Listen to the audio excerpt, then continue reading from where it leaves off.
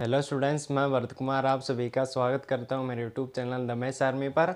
और आज की इस वीडियो में हम हमारी जो क्लास 8 मैथ्स है उसकी एक्सरसाइज 9.3 के कुछ क्वेश्चंस को सॉल्व करने वाले हैं। जैसे कि आपके सामने हमारे पास क्या है, प्रश्नावली 9.3 है, एक्सरसाइज 9.3 है, उसका थर्ड क्वेश्चन आप सभी के सामने है, जिसमें कि हमें क्या पूछा गया है कि एक ऐसे घनाभ की ऊंचाई ज्ञात कीजिए जिसके आधार का क्षेत्रफल हमें दे रखा है 180 सेंटीमीटर की स्क्वायर, और हमें क्या दे रखा है, और जिसका आयतन कितना है 900 सेंटीमीटर की क्यूब है।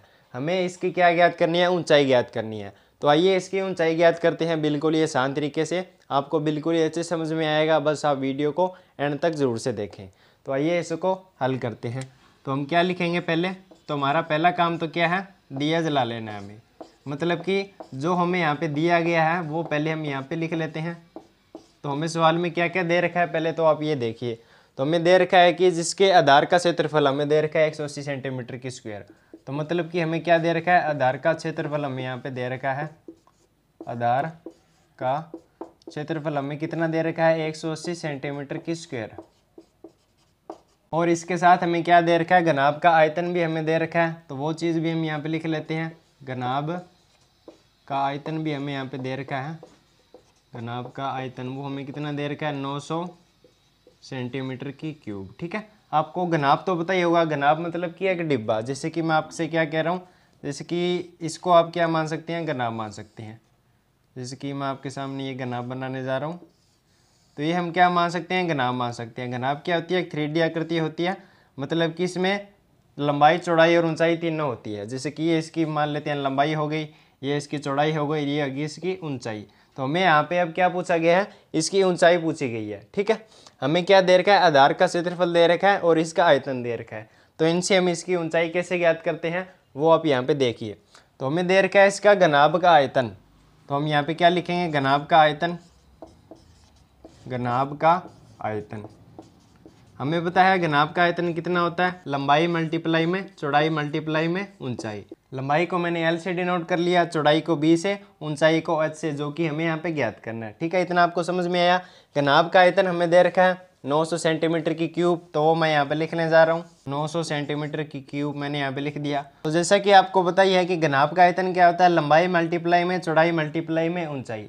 यहाँ पे क्या, लंबाई मल्टीप्लाई में चौड़ाई, मतलब कि ये क्या बन चुका है, आधार का क्षेत्रफल बन चुका है। मतलब कि लंबाई मल्टीप्लाई में चौड़ाई, अगर हम इनका मल्टीप्लाई करेंगे तो यहाँ पे इसको घनाभ का ये जो बेस है इसका मतलब कि आधार का क्षेत्रफल हमें मिलेगा।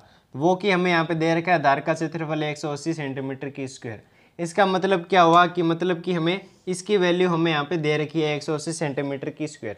क्योंकि आपको पता है लंबाई मल्टीप्लाई में चौड़ाई, मतलब कि इनका मल्टीप्लाई करेंगे तो हमारे पास क्या बन जाएगा, आधार का क्षेत्रफल बन जाएगा। तो वही चीज़ तो हमें यहाँ पे दे रखी है। तो मतलब कि हम इसकी वैल्यू यहाँ पे रख देंगे, लंबाई मल्टीप्लाई चौड़ाई की, जो कि हमें दे रखी है 180 सेंटीमीटर की स्क्वायर। ठीक है, मल्टीप्लाई में हमें एच यहाँ पे ज्ञात करना है। ठीक है, ये क्या सेंटीमीटर की क्यूब है और ये क्या सेंटीमीटर की स्क्वायर है। तो यहाँ से 2 सेंटीमीटर की स्क्वायर तो कट जाएंगे और 1 सेंटीमीटर यहाँ पे बच जाएगा। मतलब कि इसकी ये जो ऊंचाई है ये किस में आ जाएगी, सेंटीमीटर में आ जाएगी। ठीक है, क्योंकि यहाँ पे सेंटीमीटर की स्क्वायर है, यहाँ पे क्यूब है, तो स्क्वायर से यहाँ पे क्यूब कट जाएगी, तो यहाँ पे इसकी एक पावर बच जाएगी, मतलब कि सेंटीमीटर यहाँ पे बच जाएगा। अब इसको सॉल्व करेंगे तो हमारे पास इसकी ऊंचाई आ जाएगी। तो यहाँ से हम h की वैल्यू यहाँ पे निकाल लेते हैं। तो h की वैल्यू क्या आ जाएगी, तो इधर तो हमारे पास क्या है, 900 सेंटीमीटर है। ठीक है, और ये 180 इसकी डिवाइड में आ जाएगा। तो 10 से तो 10 यहाँ पे कैंसिल हो गई। ठीक है, 18 के पढ़े में 90 कहाँ पर आता है, 18 के पढ़े में 90 5 पर आता है। मतलब कि h का वैल्यू कितने आ गया, 5 सेंटीमीटर आ गई। मतलब कि इस घनाभ की ऊंचाई कितनी है, इस घनाभ की ऊंचाई है 5 सेंटीमीटर, जो कि हमने यहाँ पे ज्ञात कर ली। मैं आपके सामने यहाँ पे रिपीट करता हूँ कि हमने यहाँ पे किया क्या है। हमसे इस सवाल में पूछा गया था कि इस घनाभ की हमें ऊंचाई ज्ञात करनी है, और हमें क्या क्या दे रखा था, इसका आधार का क्षेत्रफल दे रखा था और इसका आयतन दे रखा था। हमें पता है कि घनाभ का आयतन लंबाई मल्टीप्लाई में चौड़ाई मल्टीप्लाई में ऊंचाई होता है, या फिर इसे आप कैसे लिख सकते हैं, आधार का क्षेत्रफल मल्टीप्लाई में ऊंचाई। तो हमें आधार का क्षेत्रफल तो दे रखा था, वो मैंने यहाँ पे लिख दिया। घनाभ का आयतन भी हमें दे रखा था, वो भी मैंने यहाँ पे लिख दिया। तो हमारे पास h की वैल्यू यहाँ से कितनी आ गई, 5 सेंटीमीटर आ गई। तो दोस्तों आई होप कि आपको ये सवाल अच्छे समझ में आ गया होगा। अब हम बढ़ते हैं इस प्रश्नावली के दूसरे आगे के सवाल की ओर। तो स्टूडेंट्स, आपके सामने इस प्रश्नावली का 4th क्वेश्चन आप सभी के सामने है, जिसमें कि हमें क्या पूछा गया है कि एक घनाभ की विमाएँ हमें यहाँ पे दे रखी है 60 सेंटीमीटर, 54 सेंटीमीटर, 30 सेंटीमीटर, मतलब कि उसकी लंबाई 60 है, चौड़ाई 54 है और उसकी ऊंचाई 30 सेंटीमीटर हमें यहाँ पे दे रखी है। और हमसे क्या पूछा गया है कि इस घनाभ के अंदर 6 सेंटीमीटर भुजा वाले कितने छोटे घन रखे जा सकते हैं, हमें ये बताना है। ठीक है, तो इसको सॉल्व करने के लिए पहले हम क्या कर लेते हैं, तो पहले हम यहाँ पे जो हमें यहाँ पे जो सवाल में जो जो दे रखा है पहले हम यहाँ पे वो लिख लेते हैं। ठीक है, हमें यहाँ पे सवाल में क्या क्या दिया गया है, हमें यहाँ पे सवाल में दिया गया है, हमें यहाँ पे सवाल में घनाभ की विमाएँ दे रखी है, मतलब कि लंबाई, चौड़ाई, ऊंचाई, तो वो हम यहाँ पे लिख लेते हैं। मतलब कि घनाभ की लंबाई हमें यहाँ पे दे रखी है, घनाभ की लंबाई हमारे पास यहाँ पे हो जाएगी 60 सेंटीमीटर लंबाई, और चौड़ाई हमें यहाँ पे दे रखी है, चौड़ाई इसकी हो जाएगी 54 सेंटीमीटर, और इसकी ऊंचाई हमें यहाँ पे दे रखी है, ऊंचाई इसकी कितनी दे रखी है, ऊंचाई इसकी है 30 सेंटीमीटर। ठीक है, ये इतना हमें यहाँ पे दे रखा है। हमसे पूछा गया है कि इसमें 6 सेंटीमीटर भुजा वाले कितने छोटे घन रखे जा सकते हैं। तो इसे ज्ञात करने के लिए हमें सबसे पहले क्या करना पड़ेगा, इस घनाभ का आयतन निकालना पड़ेगा। ठीक है, तभी हम ये ज्ञात कर सकते हैं कि इसके अंदर कितने छोटे घन रखे जा सकते हैं। ठीक है, तो पहले तो हम इसका आयतन ज्ञात कर लेते हैं, फिर आपको पता चलेगा कि हमने इसका आयतन क्यों ज्ञात किया, मैं आपको आगे बताने जा रहा हूँ। तो पहले हम यहाँ पे घनाभ का आयतन ज्ञात कर लेते हैं। तो हमें पता है घनाभ का आयतन कितना होता है, लंबाई मल्टीप्लाई में चौड़ाई मल्टीप्लाई में ऊंचाई। ठीक है, पहले वाले सवाल में मैंने आपको बताया था। तो लंबाई इसकी है 60 सेंटीमीटर, चौड़ाई इसकी है 54 सेंटीमीटर और ऊंचाई इसकी है 30 सेंटीमीटर। ठीक है, अब इनका मल्टीप्लाई करेंगे, तो इनका मल्टीप्लाई क्या आएगा, तो 6 तिये 18, 1800 मल्टीप्लाई में 54। ठीक है, अब इनका मल्टीप्लाई कर लेते हैं, तो 18 का पहले कर लेते हैं 54 से। ठीक है, 4 का 8 से किया 32 का 2, 3 ऊपर चला गया, 4 एकम 4 और 3 7। ठीक है, 5 का 8 से किया 40 का 0 ऊपर चला गया 4, 5 एकम 5 और 4 हमारे पास यहाँ पे हो जाएंगे 9, मतलब कि 972 यहाँ पे इसका क्या आ गया, मल्टीप्लाई आ गया 972, और ये 2 0 हमारे पास यहाँ पे है सेंटीमीटर की क्यूब। ये हमारे पास क्या आ गया, इस घनाभ का आयतन आ गया। ठीक है, तो स्टूडेंट्स इतना आपको से समझ में आया होगा कि हमने यहाँ पे क्या किया है, घनाभ का आयतन निकाल लिया, कितना, लंबाई मल्टीप्लाई में चौड़ाई मल्टीप्लाई में ऊंचाई, ये इसका फॉर्मूला होता है। और हमारे पास लंबाई चौड़ाई ऊंचाई दे रखी थी, तो इसकी सहायता से हमने इसका आयतन निकाल लिया। ठीक है, अब हम आगे बढ़ते हैं, हमें ज्ञात ये करना है कि इसके अंदर कितने छोटे घन रखे जा सकते हैं। मैं आपके सामने इसका दिखाता हूँ कि इसमें कितने घन रखे जा सकते हैं। तो उसके लिए हमने पहले तो इसका आयतन ज्ञात कर लिया घनाभ का। अब हम क्या करते हैं, तो हमें पता है कि घनाभ का आयतन कैसे बनता है, हमें पता है कि घनाभ का आयतन कैसे बनता है। तो घनाभ का आयतन कैसे बनता है, तो हमें क्या ज्ञात करना है, पहले तो आप ये देखिए, हमें इसमें ज्ञात करना है कि इसमें कितने छोटे घन रखे जा सकते हैं।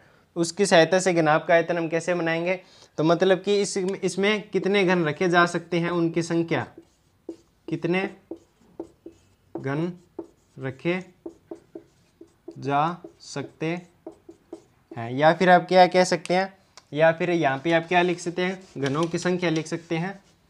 घनाभ का आयतन किसके बराबर होगा, घनों की संख्या,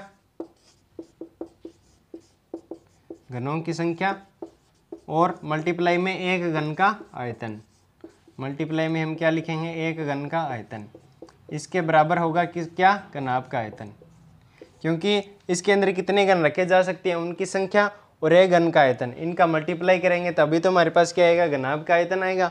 तो यहाँ से हम क्या ज्ञात कर लेंगे, घनों की संख्या ज्ञात कर लेंगे इस फॉर्मूले की सहायता से। ये तो बिल्कुल ही बेसिक सा फॉर्मूला है, आपको पता ही होना चाहिए कि जैसे कि हमारे पास घनाभ का आयतन है तो वो कैसे बनेगा, तो कितने घनों की संख्या है, घन कितने हैं, उसके अंदर घन कितने आ सकते हैं और एक घन का आयतन कितना होता है। तो इस प्रकार से हमारे पास क्या आ जाएगा, घनों की संख्या हम यहाँ से निकाल लेंगे। तो हमने घनाभ का आयतन तो ये ज्ञात कर लिया, अब हमें घन का आयतन और निकाल लेना है। तो घन की भुजा हमें यहाँ पे दे रखी है, अब हम इसका आयतन आसानी से निकाल सकते हैं। तो घन का आयतन कितना आ जाएगा, घन का आयतन हमारे पास आ जाएगा भुजा की क्यूब, मतलब कि L की क्यूब, भुजा की क्यूब, भुजा हमारे पास है 6 सेंटीमीटर, तो इसकी हमें यहाँ पे क्यूब कर देनी है। 6 की क्यूब कितनी होती है, 216 होती है, 216 सेंटीमीटर की क्यूब यहाँ पे आ जाएगा। ठीक है, अब हमें यहाँ पे क्या ज्ञात करना है, घनों की संख्या यहाँ पे ज्ञात करनी है। तो हमने घनाभ का आयतन भी ज्ञात कर लिया, एक घन का आयतन भी ज्ञात कर लिया। अब इन दोनों को डिवाइड कर देंगे तो हमारे पास क्या आ जाएगी, घन की संख्या ही आ जाएगी। वही तो हमें यहाँ पे ज्ञात करना है। तो हम यहाँ पे क्या लिखेंगे, घनों की संख्या कितनी आ जाएगी, घनों की संख्या। तो ये इधर चला जाएगा तो हमारे पास क्या आ जाएगा, घन की संख्या आ जाएगी। मतलब कि घनाभ का आयतन को हमें डिवाइड करना है घन के आयतन से। तो घनाभ का आयतन हमारे पास है 97,200 सेंटीमीटर की क्यूब, और एक घन का आयतन हमने निकाल लिया 216। ठीक है, 216 हमारे पास आ गया। अब इनका भाग करेंगे तो हमारे पास क्या आ जाएगा, हमारे पास घनों की संख्या आ जाएगी। ठीक है, तो यहाँ पे इनका भाग करेंगे तब कितना आएगा। तो यहाँ पे पहले तो हम देख लेते हैं, इनका भाग करके देख लेते हैं। तो पहले देखते हैं कितने पर जाएगा, इसका जाना चाहिए 4 पर। ठीक है, 4 पर देखते हैं कितना आता है। 6 का 4 से किया 24। ठीक है, 4 एकम 4 और 2 6 और 4 दूनी 8, 864 मतलब कि पहले तो जाएगा 4 पर। ठीक है, अब इनका 972 और 864 का माइनस करेंगे तो हमारे पास कितना आ जाएगा, 1 और 0 8। ठीक है, ऊपर से हम उतारेंगे 0, तो 216 पांजे 1080 और 1 हमारे पास यहाँ पे ये 0 है। मतलब कि इसका भाग करेंगे तब हमारे पास कितना आ जाएगा, इसका भाग करेंगे तब हमारे पास आ जाएगा 450। मतलब कि हमें इतने घनों की संख्या हमारे पास ही मिल जाएगी। मतलब कि इतने घन इसके अंदर आ सकते हैं। 6 सेंटीमीटर भुजा के इतने छोटे घन इस घनाभ के अंदर आ सकते हैं। ये हमें यहाँ पे ज्ञात करना था, जो कि हमने यहाँ पे ज्ञात कर लिया। मैं आपके सामने यहाँ पे रिपीट करता हूँ कि हमें यहाँ पे दिया क्या था। तो हमें यहाँ पे एक घनाभ की विमाएँ दे रखी थी, लंबाई चौड़ाई ऊंचाई दे रखी थी, और हमसे पूछा गया था कि इस घनाभ के अंदर 6 सेंटीमीटर भुजा वाले छोटे कितने घन आ सकते हैं। उन घनों की संख्या हमें यहाँ पे पूछी गई थी।